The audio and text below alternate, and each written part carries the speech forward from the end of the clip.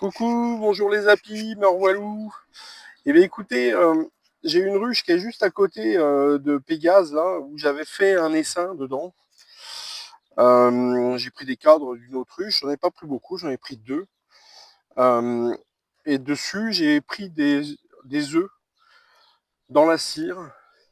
J'ai pas enlevé les œufs de la cire, j'ai coupé la cire et je l'ai recollé sur une partie d'un cadre.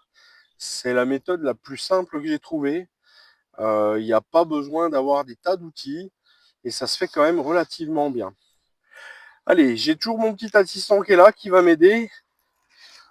On va enfumer un petit coup le devant déjà.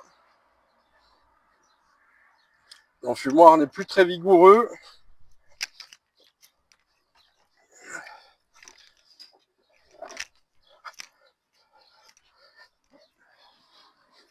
Allez, on ouvre le dessus.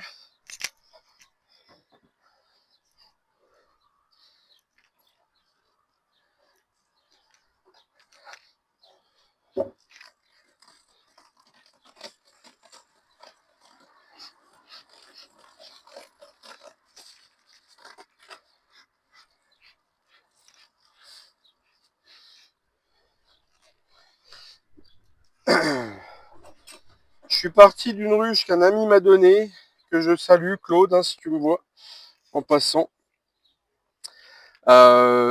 C'était de la buck. Et a priori, elle bossait quand même plutôt bien. J'en étais content l'année dernière. Et du coup, ben, on va voir ce que ça donne. Allez. Donc, il n'y a pas beaucoup d'abeilles, c'est normal. On est parti, je vous rappelle, sur deux cadres. Donc, il y a même des cadres non bâtis, mais il y a beaucoup de cadres que j'avais mis au congèle, qui étaient bâtis et qui avaient même du miel. Ils étaient remplis de miel d'un essaim que j'ai perdu au mois de fin septembre. Voilà. Donc là, on a des cadres qui sont encore blindés de miel, hein. Donc j'ai fait ça surtout par rapport à ça, parce que j'étais sûr qu'elles n'allaient pas mourir de faim. Donc si vous voyez un cadre, voilà. Et des comme ça, il y en a pas mal. Donc il n'y a pas forcément besoin de partition, hein, parce que un cadre plein de miel équivaut certainement d'assez près à une partition. En termes d'isolation, en tout cas, ça coupe bien du froid. Voilà, encore un cadre plein de miel. Il y en a un peu moins de ce côté-là, mais elles ont quand même de quoi ne pas mourir de faim.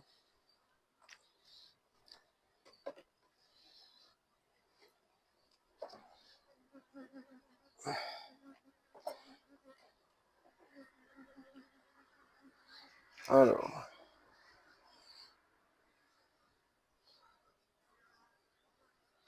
donc là, on voit le reste de cellules que j'avais mis. Et en fait, elles ont fait des cellules là, voilà. Je ne sais pas si vous voyez bien. Donc là, on a 3 cellules qui sont ouvertes.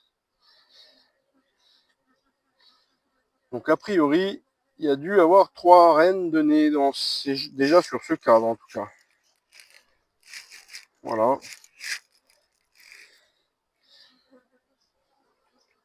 Il y a encore quelques abeilles à naître. Bon, elles ne sont pas beaucoup. Alors là, s'il faut chauffer, quoi que je vous dis ça, mais j'ai un cadre qui est rempli. Juste là.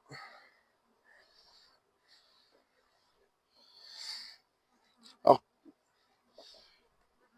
pour les seins de Pégase, hein, celle de Lila, qui semble ne pas avoir de reine,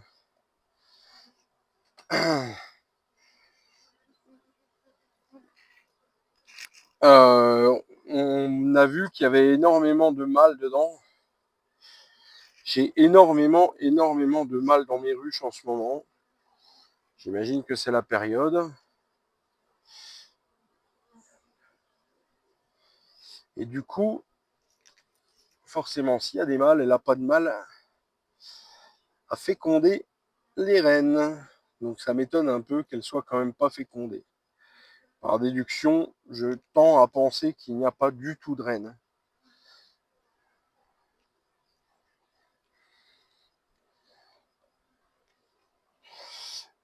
Mais dans celle-ci, on doit en avoir, logiquement. Sauf si, éventuellement, les frelons asiatiques se sont amusés avec les reines. Au moment de l'accouplement, par exemple. Ça pourrait être dramatique. Celui qui est passé sur la caméra quand j'ai fait Pégase, hein, la ruche des lilas, il était énorme, hein, il faisait le double des autres.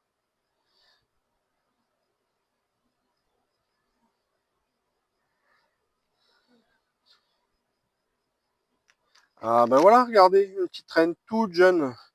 Vu la taille de l'abdomen, elle ne doit pas être fécondée. Voilà, une toute jeune reine. Souvent, si vous les voyez toutes petites, avant la fécondation, c'est tout à fait normal, hein.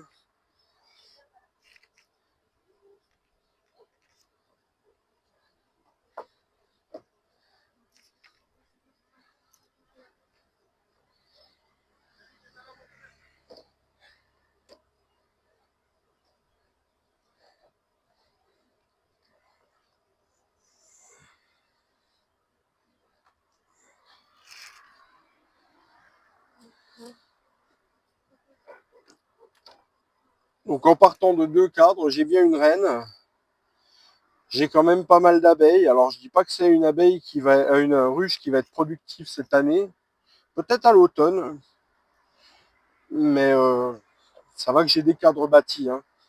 Ne pas faire ça sur une ruche qui n'a pas de cadre bâti, sinon c'est la perte assurée. Les jeunes abeilles pourront jamais construire, ou elle va traîner pendant 2 ans. Enfin bref, elle va galérer et elle n'y arrivera pas. Il faut vraiment avoir des cadres bâtis au départ. Voilà. Pensez bien à faire des nettoyages, hein. Les cadres, vous les mettez au congélateur s'il y a du miel. Vous la mettez 2 jours au congèle, c'est suffisant. Vous allez tuer tout ce qu'il y a dedans, c'est fini. Et après, moi j'aime bien utiliser aussi le soufre dans les ruches et puis brûler, bien évidemment. Voilà. Bon, mais écoutez, on va refermer gentiment cette mémère.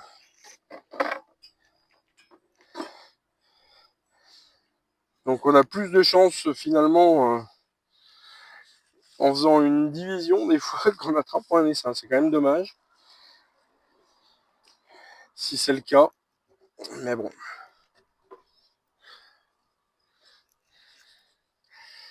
Après, même si le frelon asiatique est un fléau, hein, je pense pas que ce soit notre principal fléau, hein. Le varroa est un sérieux problème, hein, et bien plus inquiétant à traiter. Je vous ai toujours pas refait de vidéo sur le traitement, pas le traitement, le diagnostic du varroa au CO2. Je vais vous faire ça pas tout de suite encore parce que je les ai faites il n'y a pas longtemps.